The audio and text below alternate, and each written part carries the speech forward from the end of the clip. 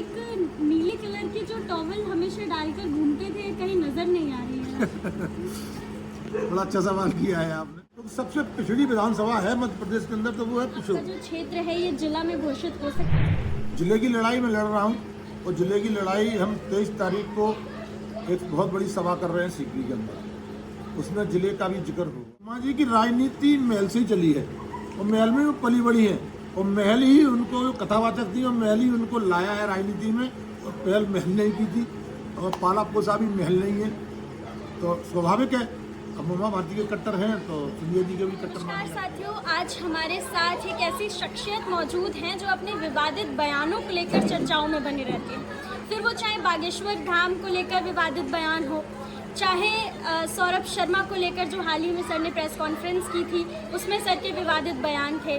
तो आज हम सर से बात करके जानेंगे कि किस तरीके से सर अपने बयानों को लेकर चर्चाओं में बने रहते हैं। और सर हमारे साथ मौजूद हैं सर प्रीतम सिंह लोधी जी, जो कि पिछोर के विधायक हैं। सर से आज बात करके जानेंगे किस तरीके का सर का क्षेत्र है और कैसे विकास कार्य सर लगातार अपने क्षेत्र में करते हुए नजर आ रहे हैं। सर बहुत बहुत स्वागत है आपका हमारे चैनल पर।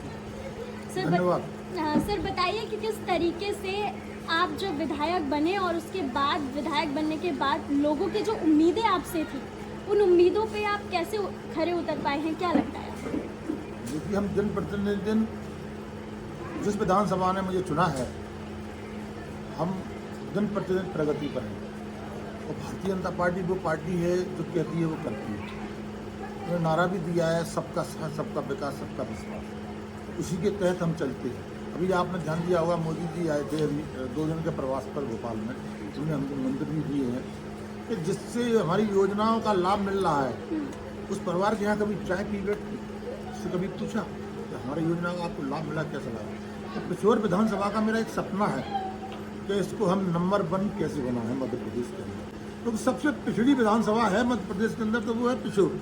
उसका कारण था कि एक ही व्यक्ति 30 साल से लगातार पिछोर का विधायक रहा, और वो भी अपने आप को दबंग समझता था, अपने आप को यही समझता था कि कहता भी था कि मेरी विधानसभा में अगर मोदी भी आ जाए मैं उसको भी हरा के पहुँचाऊँगा। मैंने कहा मोदी जी छोड़, मैंने कहा लोधी आ रहा है, मैंने कहा लोधी को हरा के देखना भी। तो वास्तव में हमने मेहनत की और हम डोर टू डोर काम किया, बाकी जनता ने विश्वास किया तो विधायक बनाया।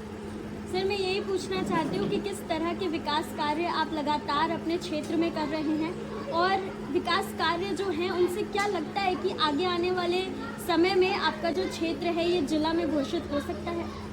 जिले की लड़ाई में लड़ रहा हूँ, और जिले की लड़ाई हम 23 तारीख को एक बहुत बड़ी सभा कर रहे हैं सीकरी के अंदर। उसमें जिले का भी जिक्र होगा उसके अंदर, और जिले का भी मुद्दा उठाएंगे उसके अंदर, क्योंकि हमारे पूर्व मुख्यमंत्री शिवराज सिंह चौहान जी ने ये घोषणा की थी मैं तुम मुझे विधायक दो, मैं तुम्हें जिला दूंगा। तो बड़ी बात थी उनकी। तो हम उनकी बात को सराहना पर रखकर और उसकी बात को आगे बढ़ा रहे हैं। तो जिला हम बनाएंगे, ऐसा नहीं न बने, वो जिला बनाना उचित है, क्योंकि मैं वहाँ पर भारतीय जनता पार्टी की सरकार ने कैन और बेतवा जोड़ी है नदी, उससे हमें पिछोर विधानसभा को इतना बड़ा लाभ मिला है कि पूरी विधानसभा सिंचित।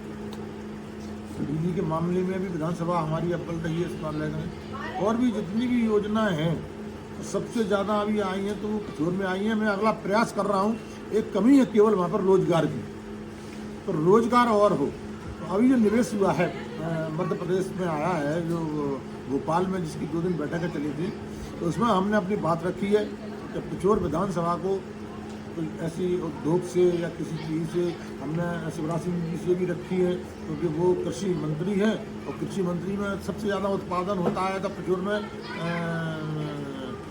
उसका होता है मूंगफली का। मूंगफली बहुत बड़ा उद्योग बन सकता है पूरे देश का, इतना ज़्यादा होता है। तेंदू पत्ता है, ये 2-3 चीज़ें ऐसी दालें हैं, ये 3-4 चीज़ें ऐसी हैं कि इनको हम बढ़ावा दे सकते हैं और वहाँ पर रोजगार निकल सकता है। सर एक वक्त था जब देखा जाता था कि आप उमा भारती के काफ़ी करीबी थे और आपको भाई बोलती थी वो, लेकिन आज आप सिंधिया के कट्टर समर्थक माने जाते हैं, कहा जाता है, तो क्या कहेंगे इसको लेकर? देखिए, उमा जी और प्लस राजघराना, आज ये भी पता होगा तुम्हें कि सिंधिया जी उमा जी को बुआ बोलते हैं, और उमा जी की राजनीति महल से ही चली है, और महल में वो पली बड़ी है, और महल ही उनको कथावाचक थी और महल ही उनको लाया है राजनीति में। और पहल महल नहीं की थी और पाला पोसा भी महल नहीं है, तो स्वाभाविक है। अब उमा भारती के कट्टर हैं तो सिंधिया जी के भी कट्टर माने जाते हैं। तो वो एक ऐसा जुड़ाव है उमा जी का और महल से, उसको हम नकार नहीं सकते हैं, ना ही हम उसको छोड़ सकते हैं। हमारा जुड़ाव बड़ा गहरा जुड़ाव उस परिवार से। सर मैं ये जानना चाहती हूँ कि आपके जो समर्थक या आपके जो क्षेत्र के लोग हैं वो आपको दबंग विधायक कहते हैं, क्या कहेंगे इस बारे में? अब दबंग तो भैया कहने लगे हैं, तो चंबल, और दूसरा अभी मैं शेर छुड़ाया है सीपरी में, तो इसलिए वो टाइगर और बोलने लगे हैं अब। तो इसीलिए वो शब्द ऐसा आ जाता है। उसको काम भी थोड़ा सा हमारे ऐसे रहते हैं कि कदम आगे रख दिया है, उसको पीछे नहीं खींचना उस कदम को। ये भी जीवन का मेरा एक मेरा महत्व रहा है मेरा, क्योंकि मेरे पिताजी जनसंघ के टाइम के लीडर रहे हैं, कार्यकर्ता रहे हैं बहुत बड़े, तो उन्होंने भी बड़ी ईमानदारी से वफादारी से इस जनसंघ जनता पार्टी बनी, फिर भारतीय जनता पार्टी बनी। ये तीनों सफ़र तय किए हैं और तीनों सफ़रों में सफ़र जो तय किए हैं खून पसीने से उन्होंने सींचा है इसको। उसमें मेरा भी थोड़ा बहुत रोल रहा है साथ में, पिताजी के साथ में। तो मैं रंग रंग में भरी हुई चीज़ है ये, इसीलिए लोग थोड़ा सा प्रयास कर लिए लोगों ने, इसलिए लोग दबंग कहने लगे। सर आप एक नीले कलर की जो टॉवल हमेशा डालकर घूमते थे, कहीं नजर नहीं आ रही है। बड़ा अच्छा सवाल किया है आपने। वो नीले टॉवल अभी मैंने बाबा साहब के चरणों में रखा हुआ है वो, और सुरक्षित रखा हुआ है वो। बाबा साहब से मैंने निवेदन आग्रह किया था, बाबा साहब, और ऐसा नहीं, वो नीली टॉवल ने मुझे बहुत कुछ दिया है, आगे भी देगा वो। तो बाबा साहब से चरणों से उठा के अपने सर का ताज फिर बना लूँगा मैं, अभी चरणों में है बाबा साहब। कब तक बना लेंगे सर, क्या लगता है? जल्दी से जल्दी बनाऊँगा, समय आने दीजिए, आपको सब बता दूँगा। सर आपकी जो एक यात्रा निकाली जा रही है बहुत जल्द ही अवंतीबाई जी को लेकर उनकी जन्म जयंती पर, तो किस तरह की यात्रा रहने वाली है और क्या उस यात्रा का उद्देश्य है, कितने लोग सम्मिलित होने वाले हैं, बताइए सर उसके बारे में। ये मेरी तीसरी यात्रा है, दो पहले भी निकाल चुका हूँ यात्रा में, तो ये तीसरी यात्रा है। ये थोड़ा समाज हमारा थोड़ा सा फैल रहा है, समाज को एकत्रित करना।